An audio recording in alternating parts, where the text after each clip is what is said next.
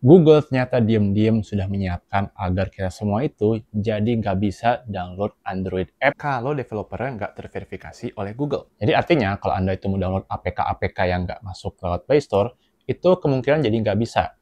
Dan Google berencana untuk mengimplementasi satu fitur ini mulai tahun 2026 bulan September, di mana Indonesia termasuk salah satu negara yang menjadi tempat percobaan untuk pemblokiran ini. Rencananya, fitur ini akan diimplementasikan ke seluruh dunia pada tahun berikutnya, yaitu tahun 2027. Halo, kembali lagi dengan Julian Tekno, dan pada video kali ini kita akan bahas sedikit nih, kenapa sih Google tuh melakukan hal ini, dan kira-kira apa implikasi ke depannya. Kalau dari Google sih bilangnya memberikan kesan seperti ini demi keamanan dan demi security ya. Jadi kalau kata Google tuh ini seperti ID check di bandara ya, dimana kalau orang-orang yang ID-nya itu tidak terverifikasi, tidak terdaftar ya, maka dia itu mungkin nggak boleh masuk ke pesawat ya, nggak bisa lewat security check-nya. Tujuannya agar aplikasi-aplikasi yang buruk seperti virus, seperti app-app dengan malware dan sebagainya itu jadi nggak bisa masuk ke HP kita. Ini menurut saya adalah suatu langkah Google yang mungkin agak mengejutkan ya, karena kan kita sendiri tahu ya, belum lama Apple itu kena masalah karena mereka itu nggak bisa memberikan App Store alternatif ya, di mana Apple versus Epic yang berjalan bertahun-tahun dan akhirnya pada tahun ini tuh Apple kena batunya karena mereka terlalu tamak ya. Ekspektasi saya untuk perusahaan-perusahaan besar lainnya seperti Google dan Microsoft tuh harusnya menjadi lebih lunak lah untuk soal side loading dan App Store alternatif. Tapi yang dilakukan oleh Google itu malah jadi sebaliknya. Saya yakin Google juga pinter ya, mereka tuh nggak sembarangan untuk mengimplementasi fitur yang satu ini. Saya yakin mereka itu mungkin sudah mengkaji secara hukum ya, secara legalitas, bagaimana caranya kita bisa memblokir app yang nggak terdaftar, tapi di satu sisi juga nggak melanggar peraturan dan juga nggak berpotensi bermasalah seperti Apple versus Epic pada tahun-tahun sebelumnya. Salah satu problem yang pernah dihadapi oleh Apple waktu itu adalah Apple itu mengeluarkan yang namanya scare screen ya, jadi layar untuk menakut-nakuti. Jadi kalau kita mau coba lakukan pembayaran yang nggak lewat Apple, bakal keluar peringatan Apple tidak bertanggung jawab untuk transaksi yang akan dilakukan. Nah, saya juga sebenarnya bingung bagaimana caranya Google itu memverifikasi setiap developer.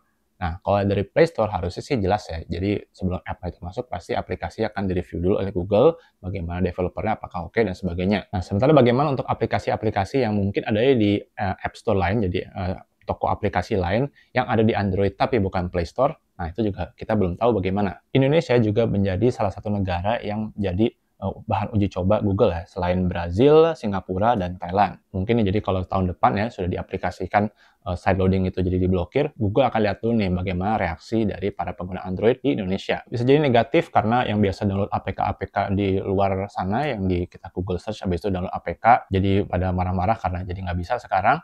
Atau mungkin sebaliknya, jadi orang-orang tuh jadi semakin sedikit yang kena virus gara-gara mungkin ada message isinya APK di WhatsApp dan sebagainya, yang kadang-kadang orang itu nggak ngerti, pencet download aja. Nah, apa implikasi dari penerapan aturan ini tahun depan? Ada beberapa yang bayang dari saya. Yang pertama adalah kalau orang-orang yang biasa download APK, mungkin dari googling, habis itu download aplikasi apa, terus APK-nya kemudian di-download.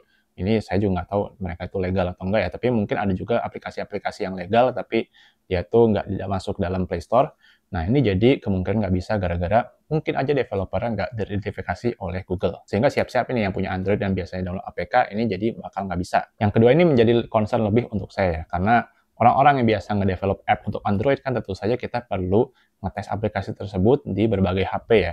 Harusnya kalau kita bener ngetes aplikasi, kan jangan dari satu merek HP aja. Itu pun satu merek HP juga jangan cuma satu seri aja. Kalau kita tuh ngetes HP-nya tuh di Samsung, Oppo, kemudian Vivo, kemudian juga apalagi yang Transsion Group ya. Idealnya sih kita nggak cuma ngetes di misalnya Samsung Galaxy S25 yang paling baru, tapi juga di S24, S23, atau mungkin yang A series, atau mungkin J series, dan yang lebih lama lagi. Untuk memastikan aplikasi kita itu berjalan dengan lancar, karena saya sendiri juga pernah terlibat dalam development app ya. Kerasa nih kalau kita berhasil menjalankan satu aplikasi di satu tablet atau di satu HP, belum tentu di HP merek lain itu bisa. Tapi kalau untuk ini mudah-mudahan Google masih bisa ngasih jalan alternatif ya, dimana mungkin kita masih bisa pakai developer option, kemudian blocking itu bisa dimatikan untuk para developer, sehingga ya Google jangan terlalu monopoli soal Android lah. Karena Android itu sendiri kan harusnya semangatnya adalah mereka itu bisa lebih bervariasi ya, mereka itu bisa lebih diverse ketimbang Apple ya. Kalau device itu seperti iOS dan iPadOS, tentunya Apple tuh pengen banget semuanya itu in control di mereka ya. Sementara kan awal Android itu harusnya enggak, karena memang semangatnya awal nggak seperti itu.